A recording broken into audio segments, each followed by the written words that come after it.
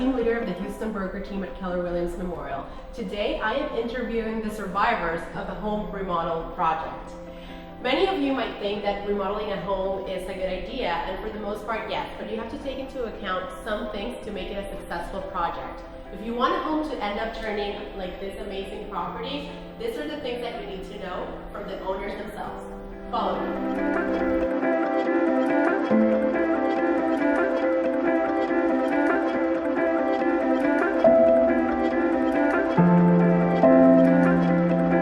I am here with Vivianna Laprea, the owner and remodel survivor of her stunning home in Memorial. Thank you, Vivianna, for having us in your house today. Welcome in. Yes. So I have some questions to educate other people that are thinking about remodeling their properties. Yep. And the first one is, what are some of the red flags to consider when hiring a contractor? I think the questions that we asked were experience, so other jobs that they have done in the past. And then an important point was to come up with solutions when challenges appear during the construction. So sometimes we had contractors that came and they just wanted to do it their way, and we had other ways. So that was an important point when selecting. We did a lot of research on the way we wanted to do things. So the ability for them to be flexible with our ways to do stuff was very important. How important is an architect in a remodel like this one? Very important, because this is the first time that we have remodeled a house. The previous 4 homes that we have bought, they're being ready to go. So her vision and how to redesign the house, I mean, when you see the pictures, you're gonna see that it was pretty old and we basically changed everything. So her design was super important. Vivianna, what are some of the things that you can do ahead of time to make this project more affordable? I think having a clear timeline of the project will be great. Sometimes you have to make decisions on the go, and making rush decisions will cost you money.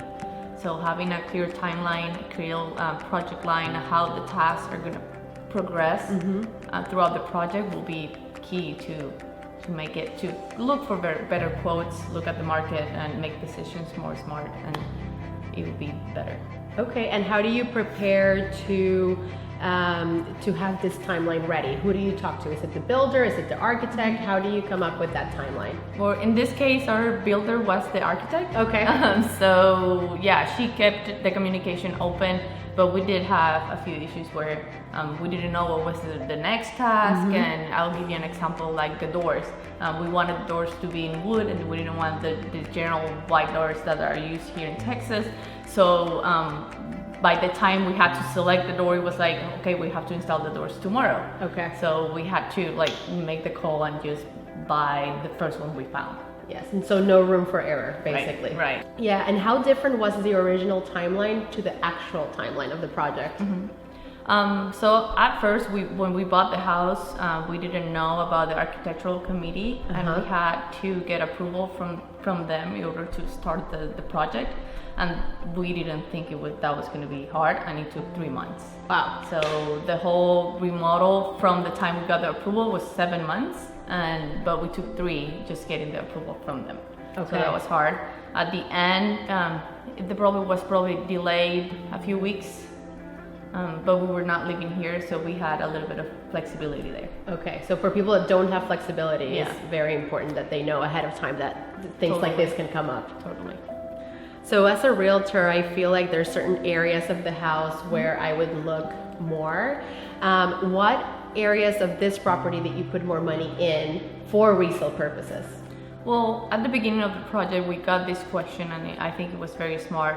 The architecture, she asked, well, if this house is going to be for resale, or this is going to be your house? Because that's going to play a big part of where you're going to get the upgrades. Yes, so, absolutely. If you absolutely want a house with a pool, but that's your preference, that doesn't mean that it's going to be a big resale value. Correct. So we wanted this house to be for us. So we put upgrades on efficiency as far as electricity with the Houston heat. We wanted the house to be cooler. So a few things that you don't see. Okay. That will not give you probably not give you a huge resale value, but that's where we want it to be efficient and probably put the upgrades into. That's actually a really good point. Thinking about the purpose of the property. If it's going to be for resale, it's one thing, and if it's going to be your own, it's different. And I can tell the entire house has so many details that are very personal and just gorgeous that you don't really see in a lot of properties here in Houston. So what did you learn after doing this project, and what are some of the things that you would do differently if you had to redo it? Yeah.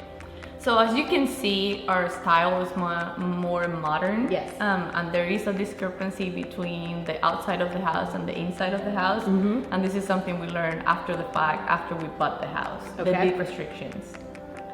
Something we didn't check. And after we signed and we started the process of the design of the house and getting the approval from the architectural committee, well, they wanted to keep the subdivision as it is, so we didn't have flexibility at all to put our modern style in the outside. Okay, wow. So that was a big learning. Did it change the plans that you had? Yeah, it did. Okay. So the decision that we made is that we'll make it inside what we want, and if we're gonna resell the house, probably there's gonna be a shock between the outside and the inside. Right. But if there's somebody that likes modern, then yeah, they're gonna fall in love with this property. It only takes one person to buy a house. What's the number one tip that you would give somebody that is considering doing a project like this? Research, and do not take the first quote or the first bid of every contractor, because they range immensely. I mean, we got quotes that half of the original quotes that we received. So do not go with the cheapest, but do not go with the most expensive contractors. That doesn't mean that they have the best quality. Okay. Well, thank you, Vivianna, for your time. This is Dani Antelo. I am the team leader of the Houston broker team at Keller Williams. If you're interested in doing a project like this one, contact me today. I am happy to walk you through and show you the way forward. Thank you.